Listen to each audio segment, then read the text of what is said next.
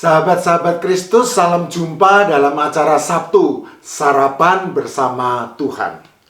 Adapun menu sarapan hari ini diambil dari 1 Korintus pasal 13 ayat 1. Sekalipun aku dapat berkata-kata dengan semua bahasa manusia dan bahasa malaikat, tetapi jika aku tidak mempunyai kasih, aku sama dengan gong yang berkumandang dan canang yang gemerincing.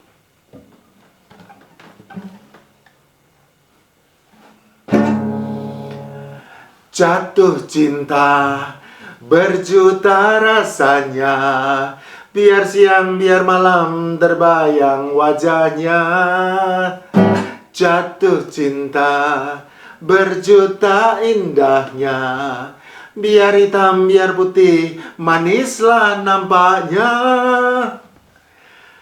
Bisa jadi jatuh cinta memang berjuta rasanya, tetapi sejatinya hanya ada dua rasa yang dominan, yaitu rasa manis dan rasa pahit. Karena meskipun madu itu rasanya manis, tetapi di madu itu rasanya pahit. Sudah merasa cocok, bisa saja berubah menjadi cekcok. Ketika jauh, rindu terasa, ketika dekat, sendu tersisa. Bibir tersenyum, hati menangis. Karena itu bagi yang sedang jatuh cinta, ingatlah hal ini baik-baik. Berani jatuh cinta harus berani juga menanggung segala resikonya. Karena meskipun cinta itu indah, tetapi jatuh itu selalu menyakitkan. Sakitnya tuh di sini pas kena hatiku, sakitnya tuh di sini kau menduakan aku. Sakit, sakitnya tuh di sini. Bagi yang sedang jatuh cinta, sebaiknya mulai belajar bahasa cinta berikut ini. Benci singkatan dari benar-benar cinta. Sebel singkatan dari senang betul. Perih singkatan dari pekatnya rindu hati. Meriang singkatan dari merindukan kasih sayang. Sendu singkatan dari senandung rindu. Galau singkatan dari gagal lupakan masa lalu. Dan luka singkatan dari lulus ujian kasih asmara. Jadi bagi yang terluka karena cinta, jangan menyerah, maju terus. Karena kegagalan adalah ketidakberhasilan yang nyata. Jangan menjadi pramuka, perasaan mudah terluka.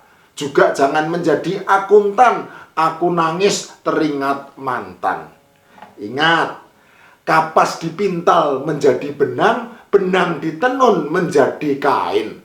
Kekasih lepas jangan dikenang, ganti dengan yang lain. Buah melon, buah kedondong, move on dong. Bagi yang ingin jatuh cinta tetapi tidak ingin terluka, tersakiti hatinya, sebaiknya jatuh cinta kepada Tuhan Yesus Kristus. Karena Tuhan Yesus Kristus itu adalah kekasih hati yang setia, yang tidak akan pernah meninggalkan umat yang dikasihinya. Sudah terbukti dan sudah teruji bahwa Tuhan Yesus Kristus itu kekasih hati yang setia. Dia tetap setia meskipun kita tidak setia. 2 Timotius pasal yang kedua ayat 13. Bagi yang sudah menjadi kekasih hati Tuhan Yesus Kristus, marilah kita belajar bahasa cinta bersama Paulus dan jemaat di kota Korintus. Bahasa cinta kepada Tuhan dan sesama manusia yang lazim disebut bahasa kasih adalah bahasa yang sangat penting dan juga sangat berharga.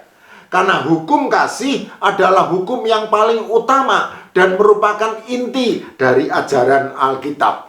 Matius pasal 22 ayat 37 sampai 39. Paulus memahami kebenaran ini. Itu sebabnya tanpa ragu dan tanpa malu Paulus mengaku, Sekalipun aku dapat berkata-kata dengan semua bahasa manusia dan bahasa malaikat, tetapi jika aku tidak mempunyai kasih, aku sama dengan gong yang berkumandang dan canang yang gemerincing. 1 Korintus pasal 13 ayat 1. Sahabat-sahabat Kristus, bahasa Yunani yang merupakan bahasa tulis Perjanjian Baru mempunyai 4 kata untuk menggambarkan cinta, yaitu yang ke-1, eros. Kata eros ini biasanya dipakai untuk menggambarkan cinta birahi di dalam relasi seksual, baik relasi seksual suami istri dengan ikatan perkawinan maupun relasi seksual dalam seks bebas. Kata eros ini sama sekali tidak pernah dipakai oleh para penulis Perjanjian Baru dan hanya ada atau dipakai dalam tulisan sekuler. Yang kedua, philia. Kata philia ini biasanya dipakai untuk menggambarkan kasih persaudaraan dalam relasi kakak beradik, juga dipakai untuk menggambarkan kasih persahabatan antara manusia dengan manusia atau antara manusia dengan sesuatu. Kata philia ini hanya dipakai 1 kali di dalam Perjanjian Baru, yaitu oleh Yakobus dalam Yakobus pasal 4 ayat yang ke-4 untuk menggambarkan kasih persahabatan antara umat Allah dengan dunia yang jahat. Yang ketiga, storge. Kata storge ini biasanya dipakai untuk menggambarkan kasih sayang di dalam relasi orang tua anak. Terkadang juga dipakai untuk menggambarkan cinta rakyat kepada pemerintahnya dan rasa sayang binatang peliharaan kepada tuannya. Kata storge tidak pernah dipakai oleh para penulis Perjanjian Baru. Namun, kata-kata bentukannya, yaitu astorgos, 2 kali dipakai oleh Paulus dalam Roma pasal 1 ayat 31 dan 2 Timotius pasal 3 ayat 3. Dan pilostorgos 1 kali dipakai oleh Paulus, yaitu di dalam Roma pasal 12 ayat 10. Yang keempat, agape. Kata agape ini biasanya dipakai untuk menggambarkan kasih ilahi, yaitu kasih Allah yang hanya memberi tanpa mengharap kembali. Kasih agape ini juga dipakai untuk menggambarkan kasih umat Allah yang sudah lahir baru di dalam iman percaya kepada Tuhan Yesus Kristus, sehingga oleh kuasa Allah Roh Kudus di dalam hidupnya menghasilkan buah roh kasih. Galatia pasal 5 ayat 22 sampai 23. Sahabat-sahabat Kristus, kata kasih yang dipakai Paulus untuk menjelaskan bahasa kasih adalah kata Yunani agape. Kata agape ini boleh dikatakan merupakan kata favorit dari Paulus. Dan hal ini terbukti secara statistik dengan persentase kurang lebih 62%, yaitu 72 kali dari 116 kali pemakaiannya di dalam Perjanjian Baru. Bahasa kasih adalah bahasa yang sangat penting dan sangat berharga, karena kasih agape yang dinyatakan Allah kepada umatnya begitu dalam, lebih dalam dari lautan, begitu tinggi, lebih tinggi dari angkasa, dan begitu luas, lebih luas dari jagat raya. Begitu agung dan begitu mulianya kasih agape ini, tidak terbatas, sama seperti Allah yang tidak terbatas.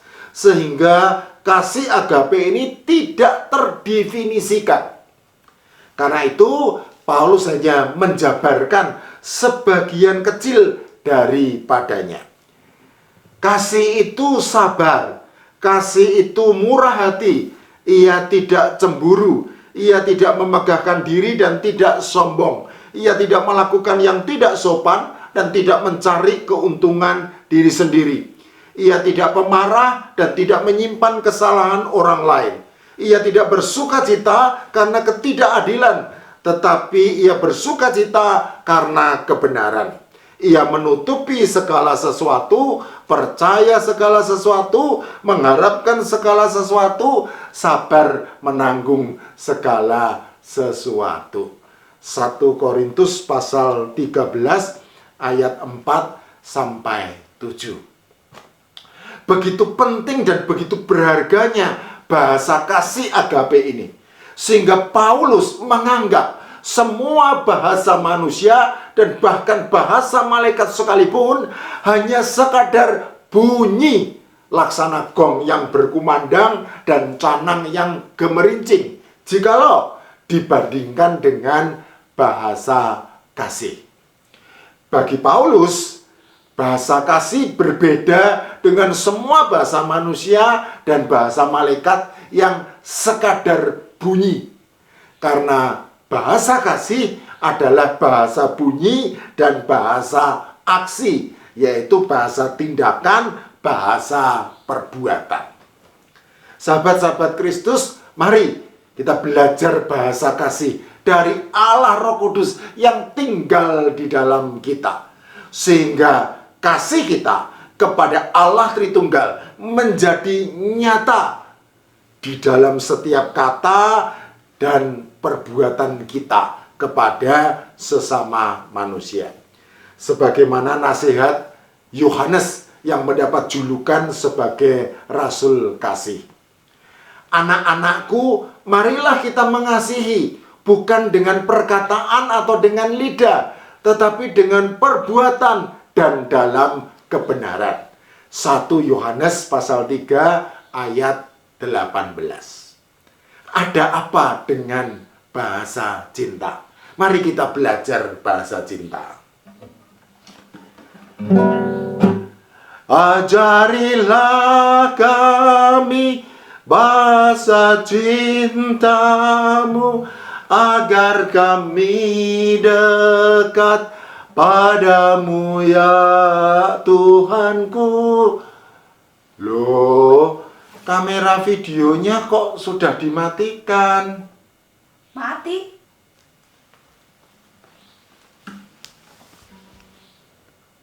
Masih hidup kok. Oh, berarti betul cinta itu memang buta.